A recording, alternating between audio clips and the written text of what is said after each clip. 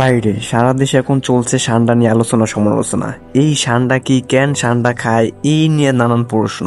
সান্ডা এমন একটি প্রাণী দেখতে গুইসাপের মতো, কিন্তু এটা থাকে সবসময় মরুভূমিতে। অন্যদিকে বাংলাদেশের গুইসাপ থাকে পানির ভিতরে কিংবা গর্তের ভিতরে। সেই ক্ষেত্রে আপনার বুঝতে হবে যে আসলে সান্ডার গুইসাপ কোনোদিনও এক হতে পারে না। সান্ডা থাকে মরুভূমিতে আর এরা খায় বিশেষ করে পাতা টাতা এবং কচি জিনিস খেয়ে তারা বেঁচে থাকে। তাছাড়া সান্ডা মূলত আরবিয়ানদের কাছে সবচেয়ে ফেভারিট খাবার।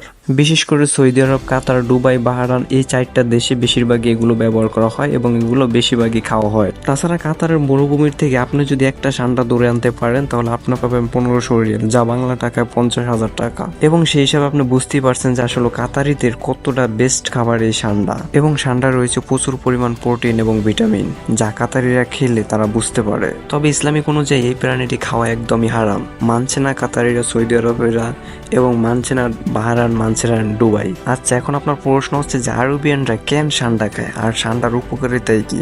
বলছি আপনাকে। সান্ডার তেল একটি প্রাকৃতিক তেলের মিশ্রণ, যা আয়ুর্বেদিক চিকিৎসায় ব্যবহার হয়। মূলত যৌন কর্মীদের সমস্যা সমাধান করে এই সান্ডার তেল। মূলত পুরুষের যৌন অঙ্গ বৃদ্ধি করতে সাহায্য করে। তাই বলে আরবিয়ানরা এই খাবারটাই বেশি খায়। বাইরে ডিজিটাল এই যুগে সোশ্যাল মিডিয়ার কিছু লুকিয়ে রাখার মতো কোনো ভাষাই নেই। পৃথিবীর এক মুহূর্তের খবর মিনিটের ভিতরই ভাইরাল হয়েছে অন্য প্রান্তে। তেমনি এখন সারা দেশে আলোচনা সমালোচনা চলতেছে সান্ডা নিয়ে। কিন্তু বাংলাদেশের মানুষ এটা বুঝতেই পারতেছে না যে আসলে সান্ডা আর গুইসাপ খুবই আলাদা।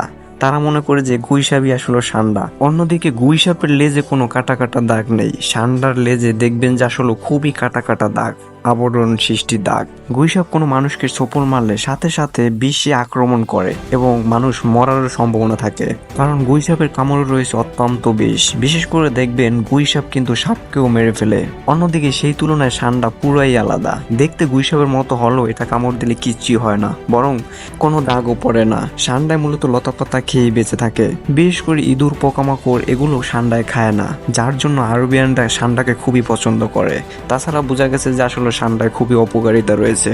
এগুলো বললে সবাই হাসবে, যারা আরবিয়ানদের বাসায় কাজ করে তারাই একমাত্র বুঝতে পারবে যে আসলে সান্ডা তাদের কতটাই জনপ্রিয়। তাছাড়া সান্ডা রয়েছে খুব টেস্ট, যা খেতে খুবই সুস্বাদু।